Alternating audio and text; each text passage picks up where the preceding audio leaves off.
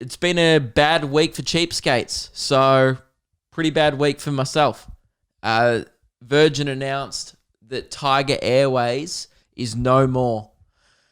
How will I fly to Sydney for $50? Yes, that is right. One time I got a flight from Melbourne to Sydney for $49.99. I'm sad for multiple reasons about Tiger Airways. I guess the first reason was, yeah, it was a good punchline. Okay, everyone knew it as the shit aircraft carrier. What are they called? Airline. That's it. That's the word I'm looking for. Aircraft carrier. like they're a Navy operation. And going Delta 124 to Brisbane, flying domestically, when they just shoot off the tarmac in the middle of the sea, and there's like someone going. Anyway, that's what they do in the movies. So, yeah, I'm disappointed for that reason. Comedically, Jetstar just won't hit as hard. Everyone knows it's shit. I mean, I personally think Jetstar's worse. Always have. I've been a massive advocate for that. Okay, everyone's on the Qantas train. Virgin, okay, I think I've done it before. I will never be a Qantas guy. I will never lose touch that much with society, okay? I will always know what the price of milk is, and I'll probably never fly Qantas, unless I'm 50 and I want to watch Sky News for 3 hours on a shitty TV in front of me, because that's all the Qantas is.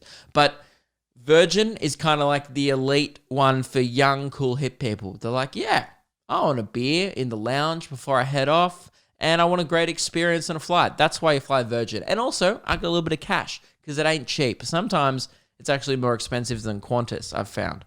And Jetstar, I think, is the lowest of the low, but most people rate it just above Tiger, and then people rate Tiger the lowest. I've never had a bad experience with Tiger. I think I've got 2 ever flight delays with them, and I fly a lot.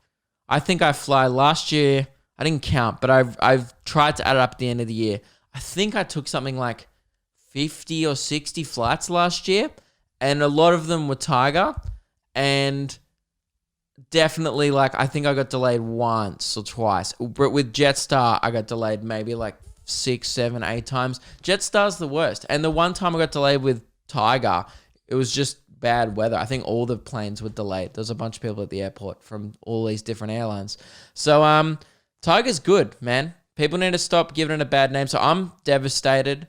I'm not going to be able to afford anything nice when I go to Sydney from now on, because I'm going to have to go back to spending $150 on my flight. Ugh.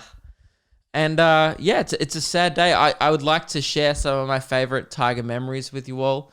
I enjoy, obviously, I'm a cheapskate, so I don't choose where I sit for an extra $3 on the plane. I enjoy getting stuck next to someone sweaty, just a little bit sweaty, and they smell, but you just put up with it because you're not going to turn around. Like, you can't be like 2 hours into a flight, be like, hey man, could you put on some deodorant? You can't really do that anyway. It's just feels rude. I love sitting there until the last person goes on board, because I'm not a moron who pays $3 for queue jump. If you pay $3 to get on a plane and sit there while everyone else still has to board, you cannot be helped. There's people like that in society. Just figure it out, because you've got your priorities, your values even in life wrong. If you think it's cool to board a plane before others, you're weird. That's it. People who even queue up, it blows my mind. All right, flight, TR 419 to Sydney is boarding now from gate 15, and you just see all these drones, like these robots get up, they're like, oh, I'm gonna board now, and they like stand in line, like, oh, beep, beep, and they all just file on one by one, and I'm just sitting back like, am I the only one here with a brain? Okay, I make money off telling jokes about my penis. I have a podcast. I shouldn't be the only one here with a brain. I should be the one here who doesn't have one. Yet there's always like 5 people like me who are like, why would I queue?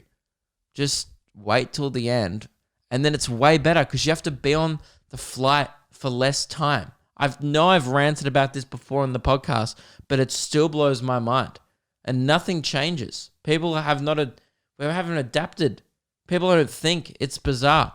I think it's always making my life goal to be on the flight for as little time as possible.